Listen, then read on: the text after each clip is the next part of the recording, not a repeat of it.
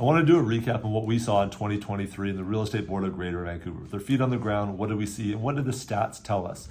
Well, as we know, 2022 was a treacherous year with interest rate rises. They went up faster than anyone expected, and that really put a pause in the market. And as we moved into 2023, January, there was some unease, but that quickly dissipated. We had a small 0.25% interest rate increase in January, but that was what a lot of people expected to be the end. And I described this to a lot of clients as it felt like the first quarter of 2023, we were drinking water out of a fire hose. There was a backlog of buyers trying to get into the market, and they thought that was the last interest rate rise that we would see for a while.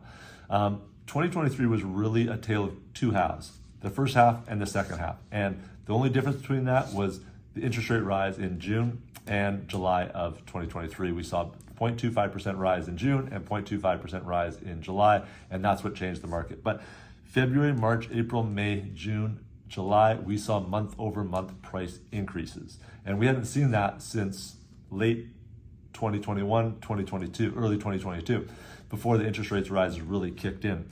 What do we see from sales for the year? Well, sales were down 10.3% compared to 2022, 41.5% compared to 2021, and they were down 23% compared to the 10-year average. So there were fewer sales across the board.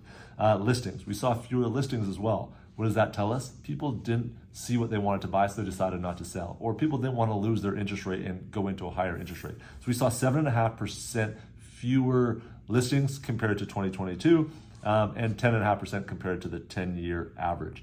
Now, what's interesting is prices went up 5% year over year. So that just goes to show the resiliency of the Vancouver market, the fact that there were less options on the market kept prices inflated.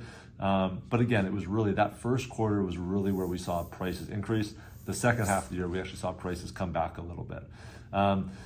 What's interesting is the month-over-month price increases were close to 1% to 2% almost every month leading up to August. And then we saw about a 0.5% to 1% decrease from August to December. So again, as I mentioned earlier, it was really a tale of two halves. What do we think is going to happen moving forward? Well, the first interest rate announcement is January 24th, similar to what we had last year. Not here to predict interest rates. No one knows what's going to happen there. But the sentiment across the board is that rates are probably close to the peak if they're not already at the peak, and we may see a reduction moving into the first quarter, second quarter of 2024. So if that does happen, I think similar to the beginning of 2023, we may see an influx of buyers, people that sat on the sidelines for the second half of 2023, but time will really tell there. But overall, if we look back on 2023, it was really two different halves. A very busy first half, limited by supply, and a slower second half, but also limited by supply. So we didn't see crazy price drops, and I don't think that can be expected in our market because we do have such a limit on supply.